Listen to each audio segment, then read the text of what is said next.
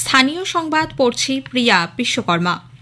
কলকাতার আরজিকর হাসপাতালে পিজিটি চিকিৎসককে ধর্ষণ ও খুনের ঘটনায় সিবিআই আজ ফের প্রাক্তন অধ্যক্ষ সন্দীপ ঘোষকে জেরা করছে। গতকালও তাঁকে গভীর রাত পর্যন্ত জিজ্ঞাসাবাদ করা হয়। কেন্দ্রীয় তদন্তকারী সংস্থার তলবে আজ সকাল 10টার পর বেশ কিছু নথিপত্র নিয়ে তিনি সিজিও কমপ্লেক্সে পৌঁছন। এদিকে ঘটনার তদন্তে সিবিআই এর একটি দল আজ বিধাননগরের 4th ব্যাটালিয়নের ব্যারাকে গেছে। ধর্ষণ ও খুনের ঘটনায় গ্রেপ্তার সঞ্জয় রায় এখানেই থাকত বলে খবর। অন্যদিকে সিবিআই আধিকারিকদের আরেকটি দল আজ আবার আরজিকর হাসপাতালে অত্যাধুনিক যন্ত্রপাতি নিয়ে তল্লাশি চালাচ্ছে। কর্তব্যরত অবস্থায় চিকিৎসক পড়ুয়াকে ধর্ষণ ও খুন এবং 14ই আগস্ট মধ্যরাতে হাসপাতালে ভাঙচুরের প্রতিবাদে ইন্ডিয়ান মেডিকেল অ্যাসোসিয়েশন IM এর ডাকা 24 ঘণ্টা কর্মবিরতির জেরে ব্যাহত রোগী পরিষেবা।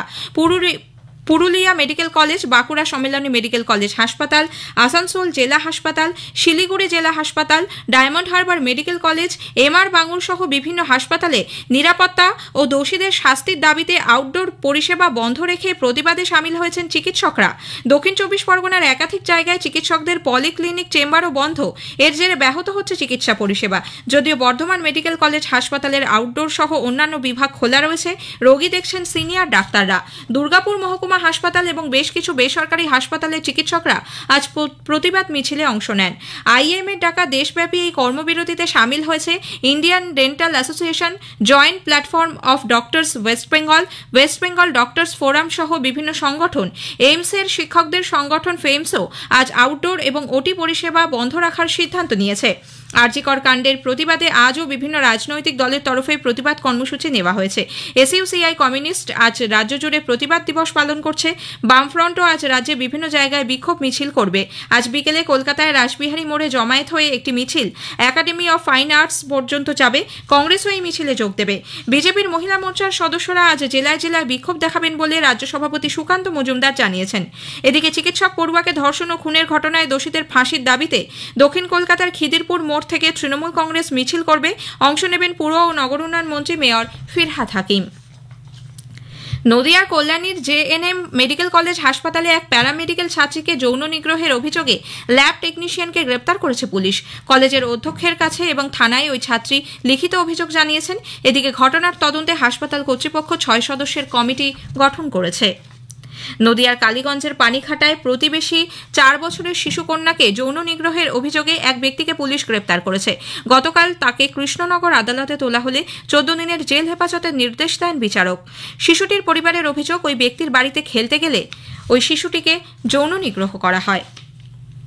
আরজিকর মেডিকেল কলেজের ঘটনার প্রেক্ষিতে পূর্ব রেলের শিয়ালদা ডিভিশনের BR সিং হাসপাতালে মহিলাদের নিরাপত্তা সুনিশ্চিত করতে বেশ কিছু পদক্ষেপ নিয়েছে কর্তৃপক্ষ।